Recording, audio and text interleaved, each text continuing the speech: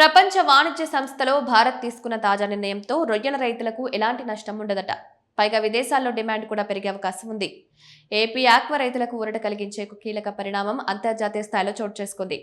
ప్రపంచ వాణిజ్య సంస్థ WTO వేదికగా భారత్ తీసుకున్న ఒక నిర్ణయం ఇప్పుడు ఆక్వా రంగంలో చర్చనీయాంశంగా మారింది.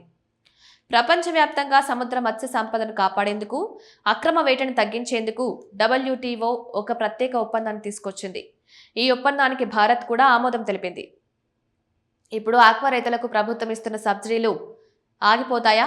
దీనికి సమాధానం లేదు. ఎందుకంటే ఈ ఒప్పందం ప్రధానంగా సముద్రంలో సహజంగా చేపలు పట్టే మత్స్యవేటకు మాత్రమే వర్తిస్తుంది. కానీ చెరువుల్లో చేపలు, రొయ్యలు పెంచే ఆక్వా కల్చర్కు ఇది వర్తించదు. ఆంధ్రప్రదేశ్లోని నెల్లూరు, కృష్ణా, పశ్చిమ గోదావరి, ప్రకాశం వంటి జిల్లాల్లో చెరువుల్లో రొయ్యల సాగు చేస్తున్న రైతులకు ప్రస్తుతం అందిస్తున్న విద్యుత్ సబ్సిడీలు ఇతర ప్రభుత్వ రాయితీలపై ఎలాంటి ప్రభావం ఉండదని పరిశ్రమ నిపుణులు చెబుతున్నారు. ఈ నిర్ణయం వల్ల మరో ముఖ్యమైన ప్రయోజనం కూడా ఉండొచ్చు. భారత్ ఇప్పుడు స్థిరమైన మత్స్య ఉత్పత్తులను ప్రోత్సహిస్తున్న దేశంగా ప్రపంచానికి మరింత విశ్వసనీయంగా కనిపించే అవకాశం ఉంది. దీనివల్ల అమెరికా, యూరప్, జపాన్ వంటి నాణ్యతకు ప్రాధాన్యం వచ్చే దేశాల్లో భారత సీ ఫుడ్ కు మరింత ఆదరణ పెరిగే అవకాశాలున్నాయని విశ్లేషకులు భావిస్తున్నారు.